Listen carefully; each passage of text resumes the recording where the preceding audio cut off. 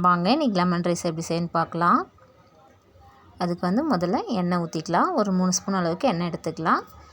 கடுகு 1 ஸ்பூன், கடலைப்பருப்பு 1 ஸ்பூன், உளுத்தம்பருப்பு 1 ஸ்பூன் சேர்த்து இதை நல்லா தாளிச்சிக்கலாங்க. அப்புறம் வேர்க்கடலை வந்து தோல் எடுத்து வச்சுருக்கோம். வேர்க்கடலை சேர்த்து இதையும் வந்து தாளிச்சிக்கலாம். வேர்க்கடலை சேர்த்தும் போது ரொம்ப டேஸ்ட்டாக இருக்குங்க. நான் வந்து ஆயில் சேர்த்திருக்கேன். அதுக்குள்ளே நீங்கள் நல்லெண்ணெய் கூட சேர்த்திக்கலாம். இப்போ வந்து 2 பச்சை மிளகாய் எடுத்துருக்கோம், கருவேப்பிலை, வரமிளகாய், பூண்டு வந்து ஒரு 10 பல் பூண்டு வந்து நல்லா பொடி பொடியாக நறுக்கி வச்சுருக்கோங்க. அதை சேர்த்து நல்லா வதக்கிக்கலாம். இந்த பச்சை மிளகாய் பூண்டெல்லாம் சேர்த்து வதக்கும் போது ரொம்ப டேஸ்ட்டாக இருக்குங்க. நல்லா வதங்கினதுக்கப்புறமா ஒரு 1/2 ஸ்பூன் அளவுக்கு மஞ்சத்தூள் சேர்த்திக்கலாம். மஞ்சத்தூள் சேர்த்துட்டு இதையும் நல்லா கலந்து விட்டுக்கலாங்க. இன்றைக்கி ஒரு 3 எலுமிச்சைப்பழம் எடுத்து அதோட சாறு எடுத்துருக்கோம், அதை சேர்த்திக்கலாம். சேர்த்துட்டு கலந்து விட்டுக்கலாங்க. இப்போ தேவையான அளவுக்கு உப்பு சேர்த்திக்கலாம்.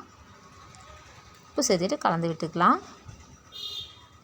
இப்போ நம்ம இதுக்கு சேர்த்திருக்கோம். நமக்கு சாதத்துக்கு பத்தலைன்னா கொஞ்சம் கூட இப்போ கூட குறைய எடுத்துக்கலாங்க. இது ஒரு 2 செகண்ட் கொதிச்சா போதும். அவ்வளோதான். கொத்தமல்லி தழை தூவி இறக்கிக்கலாங்க. சாப்பாடு வந்து நல்லா வடிச்சிட்டு 3 ஸ்பூன் அளவுக்கு நல்லெண்ணெய் சேர்த்து இதை வந்து நல்லா ஆற வச்சுருக்கோம். ஆற வச்சு கிளறும்போது தான் சாப்பாடு நல்லா உதிரி உதிரியாக கிடைக்கும். சூட்டில் கிளறக்கூடாது. இப்போ வந்து நம்ம செஞ்சு வச்சுருக்க லெமன் இதை வந்து எடுத்து ஊற்றிக்கலாம். இப்போ சேர்த்திட்டு இது நல்லா கலந்து விட்டுக்கலாங்க. இப்படி ஆற வச்சு கிளறும்போது தான் சாப்பாடு நல்லா நமக்கு உதிரி உதிரியாக கிடைக்குங்க. நல்லா கிளறி எடுத்துக்கலாம்.